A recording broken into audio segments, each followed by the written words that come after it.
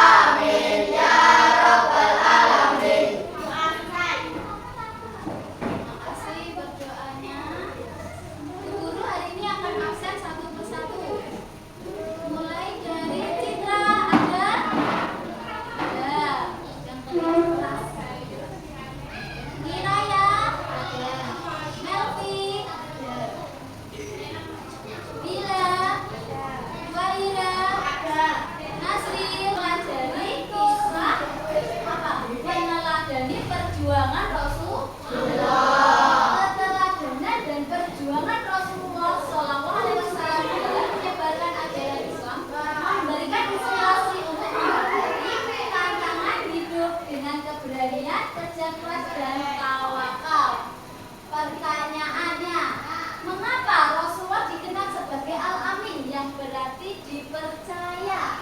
Kenapa, Cak? Karena Rasulullah itu memiliki sifat jujur. Kalian sudah melaksanakan sifat jujur? Gak boleh bohong loh ya. Nomor 2, menurut kalian bagaimana cara menunjukkan sikap sabar? Kurang serius. Menunjukkan sikap sabar dalam menghadapi teman yang berbeda pendapat. Iya, sikap kalian menghargai tujuan pembelajaran. Peserta didik mampu menjelaskan sifat-sifat Rasulullah.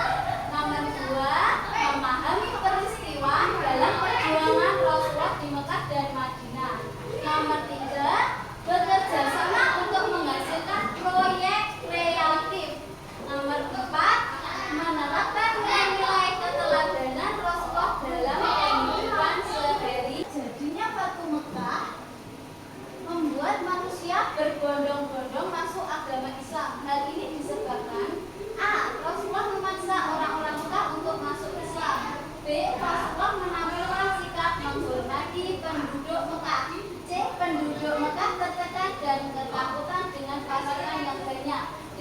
Penduduk Mekah merasa terancam keluarganya atas kedatangan Nabi. Yang betul yang mana, Cak? Rasulullah menampilkan sikap menghormati pada kehidupan. Kajian dilaksanakan terakhir. Rasulullah berpidato di Arafah dikenal dengan nama Haji Wadah. Sekarang kalian mengamati video. Nanti akan ada tugas dari Fatu. Ya, benar-benar diamati, benar-benar ditonton, benar-benar Sajikan dengan perjanjian Hudaybiyah, ingkarnya perjanjian, dan Fathu Makkah pada tahun ke-6 Hijriah, tepatnya pada bulan Zulqa'dah. Nabi Muhammad SAW dan sahabat-sahabatnya di Madinah hendak melakukan ibadah haji. Namun dalam perjalanan Nabi Muhammad SAW dan para sahabatnya dihadap oleh kaum kafir Quraisy, tepatnya di sebuah daerah yang bernama Hudaybiyah. Rasulullah dan rombongan dilarang datang ke kota Makkah. Kemudian Nabi Muhammad SAW mengirim Utsman bin Affan untuk menjelaskan maksud dan tujuan kedatangannya ke kota Makkah. Utsman bin Affan menjelaskan bahwa maksud dan tujuan ke Makkah adalah untuk beribadah haji dan mengunjungi saudara-saudaranya yang ada di Makkah. Meskipun sudah menjelaskan maksud dan tujuan tersebut, Rasulullah SAW tetap tidak diizinkan masuk ke kota Makkah. Kemudian terjadilah perundingan yang menghasilkan sebuah perjanjian yang dikenal dengan nama Perjanjian Hudaybiyah.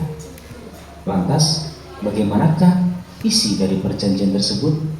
Perjanjian Hudaybiyah merupakan perjanjian perdamaian antara kaum Quraisy Makkah dan penduduk Muslim Madinah. Adapun perjanjian Hudaybiyah sebagai berikut. 1. Pengikut Nabi Muhammad tidak boleh menjalankan ibadah umroh pada tahun ini, namun boleh mengerjakan tahun depan dan waktunya tidak boleh lebih dari 3 hari. Menghentikan permusuhan dan tidak saling menyerang dalam waktu 10 tahun. Yang ketiga, pengikut Nabi Muhammad SAW yang kembali ke Makkah dipersilahkan untuk bergabung dengan kaum Quraisy. Selanjutnya, menolak orang kaum Quraisy yang hendak menjadi pengikut Nabi Muhammad ke Madinah.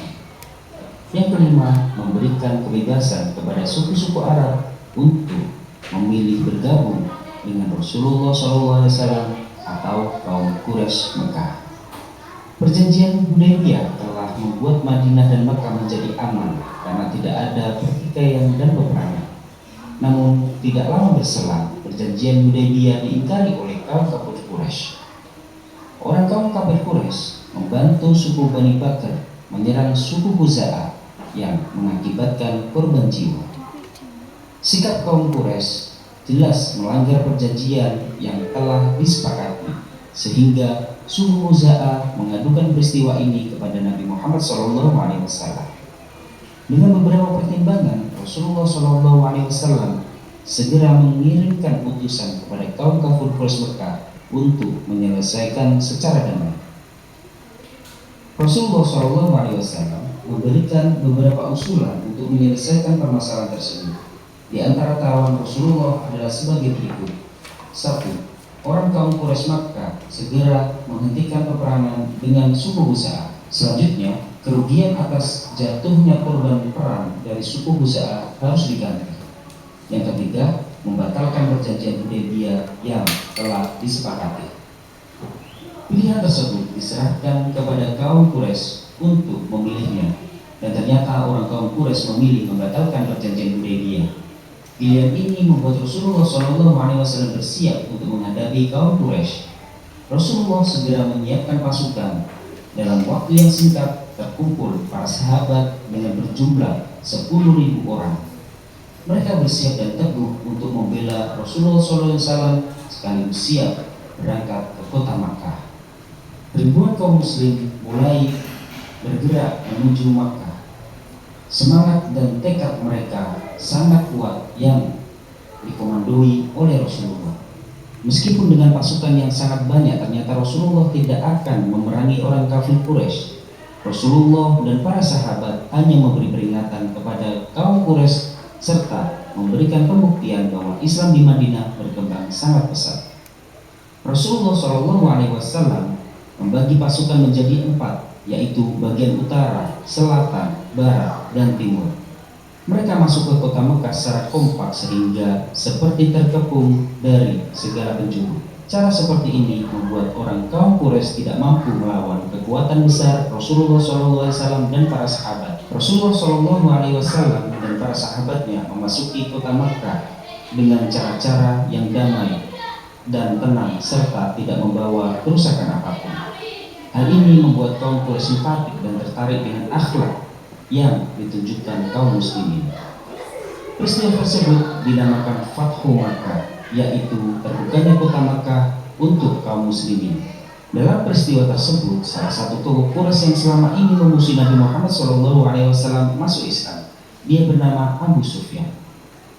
Tentu ini sangat menguntungkan umat Islam, sehingga Rasulullah pun menyampaikan pengumuman, barang siapa yang masuk rumah Abu Sufyan maka dia akan aman. Cara ini hanya strategi saja untuk berdakwah menebarkan Islam yang ramah.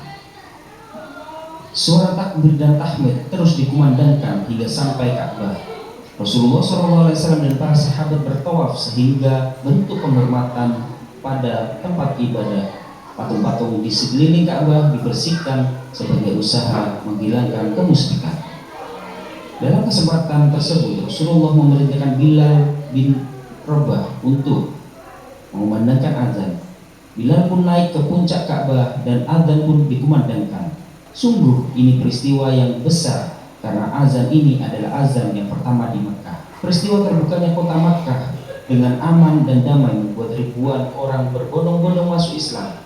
Kekhawatiran kafir Quraisy akan terjadinya peperangan tidak terbukti.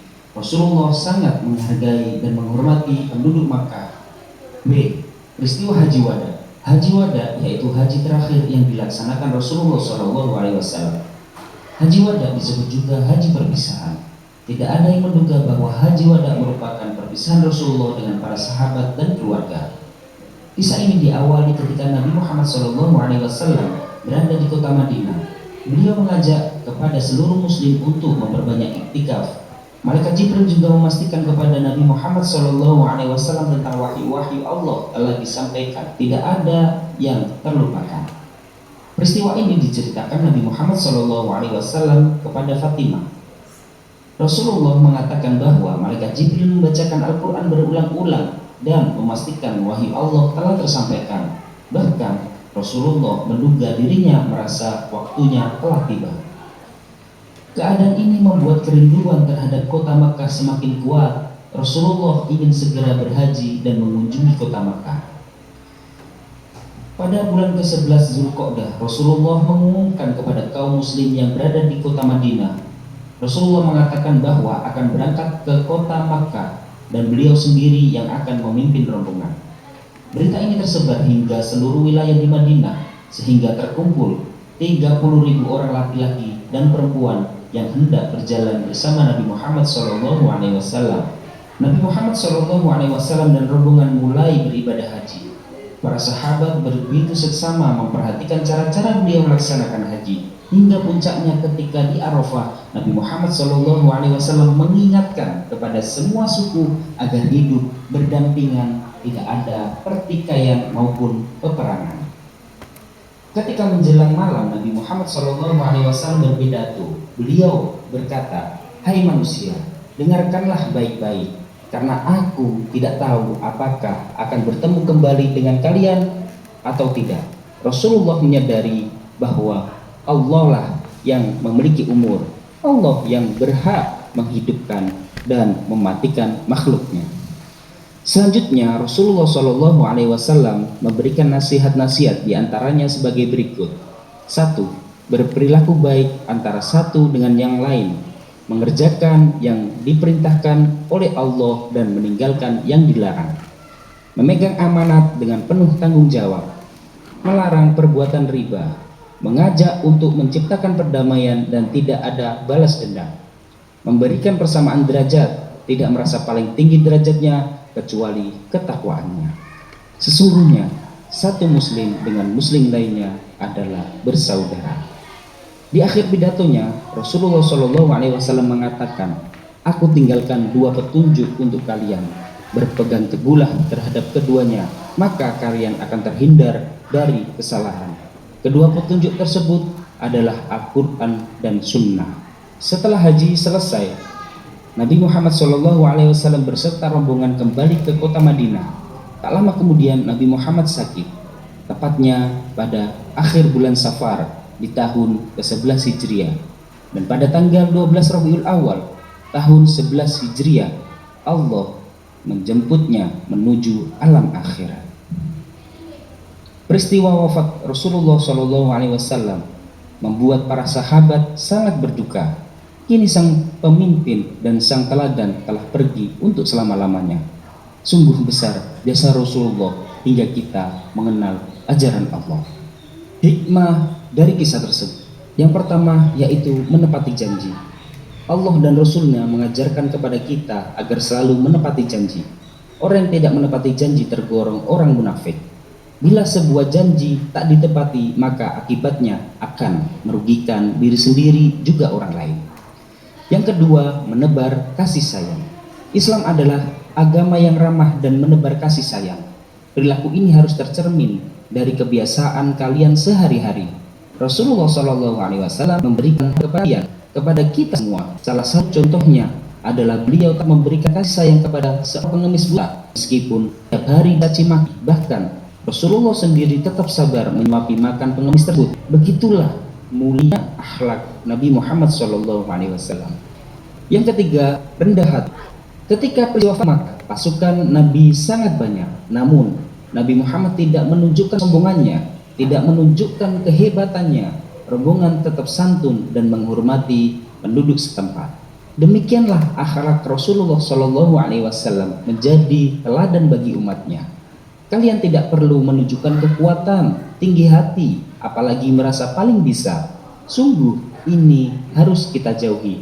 Tetaplah rendah hati meski memiliki segudang ilmu dan prestasi. Yang keempat, persaudaraan yang kuat. Islam dibangun dengan persaudaraan yang kuat sebagaimana ditunjukkan oleh Rasulullah SAW dan para sahabatnya. Mereka tetap bersaudara dengan penduduk Mekah meskipun dipisahkan oleh jarak yang jauh. Kalian juga harus memiliki persaudaraan yang kuat dengan teman. Yang kelima, yaitu Islam agama yang sempurna. Dengan diturunkannya Al-Quran surah Al-Ma'idah ayat ketiga, sempurnalah agama Islam. Ayat yang diturunkan di Arafah ini sebagai penutup dan tidak ada lagi ayat yang turun sesudahnya. Al-Quran telah lengkap yang berisi petunjuk hidup bagi manusia. Yang terakhir yaitu menambah keyakinan kepada Allah Subhanahu wa Ta'ala.